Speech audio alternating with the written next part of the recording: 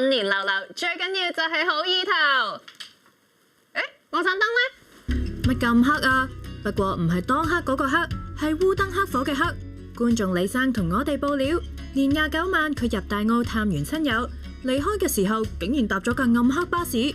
當時我搭巴士咧，咁啊行下咧，啲人都坐滿晒人，咁行下到個司機咧，突然間熄晒啲燈。當時真係黑蒙蒙靚，我係坐喺我隔離嗰個人，我都見唔到佢。咁我真係唔知發生咩事噶嘛，我第一時間諗到，梗係我攬翻住個袋先啦。我點大個仔咧，第一次搭個巴士係黑蒙蒙完全熄晒燈下。不過個司機咧，其實就到站咧，有人想落客咧，佢都開翻燈嘅。咁上完落客之後咧，咁啊亦都熄翻燈下。太黑咧，個感覺唔係冇嘅。